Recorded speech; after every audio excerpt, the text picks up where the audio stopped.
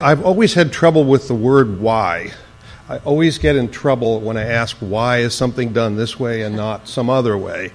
It's caused me a great deal of grief, but also a lot of success. In 1972, I was going to school at USC Cinema, and I took on odd jobs to pay for books and such. One of the jobs took me to Robert Altman's production facility. Altman was talking to an old-time sound man. They were discussing why the soundtrack of McCabe and Mrs. Miller, Julie Christie and Warren Beatty, was so terrible. And Altman was so frustrated. The sound man said, "There's nothing you can do, Mr. Altman." And I'm 23.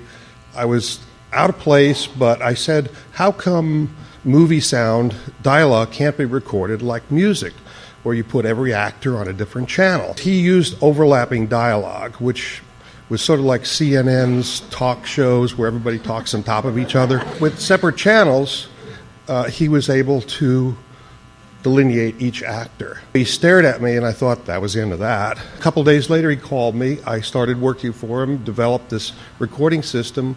We did a movie called Nashville, and it won the Academy Award for Sound that year. 1982, I started my own business, and in those days, the sound systems in theaters was pretty poor. So I asked, well, why can't they be better? So we designed a new sound system. The Academy found out about it. It was evaluated, and the Academy gave me an Academy Award, technical award, for improving surround sound in the 80s.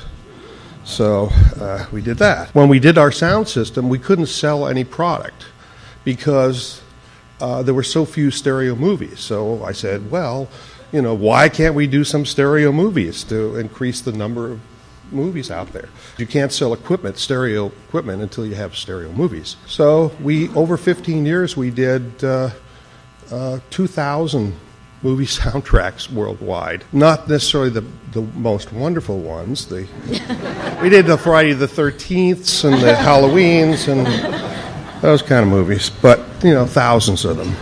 A friend of mine asked me, why do we use a photographic light meter to measure the illuminance of a screen? Consumer light meter shows about this much of the screen, and if the screen is 50 feet wide, it's sort of useless. We designed a video camera to capture the entire screen, divide it into 45 sections, and give you 45 readings as though it were 45 meters.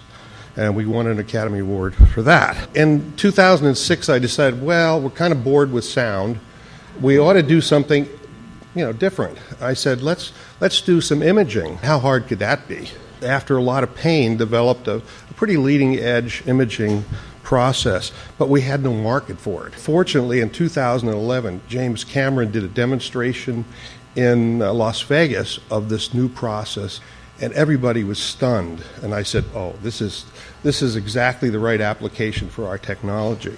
We immediately started working in that direction. And a couple of weeks later, actually, Peter Jackson started shooting The Hobbit. So we contacted Jackson, and we worked all last year with him. We finally got the last software updates weeks before the movie opened in December. I got a special print of The Hobbit for the Fremont, and we got that signed off the night before by Warner Brothers. So if you'd seen the Hobbit at the Fremont, you probably understand what I'm talking about. The image was so clear and so real looking. People ask, well, what's the future for us?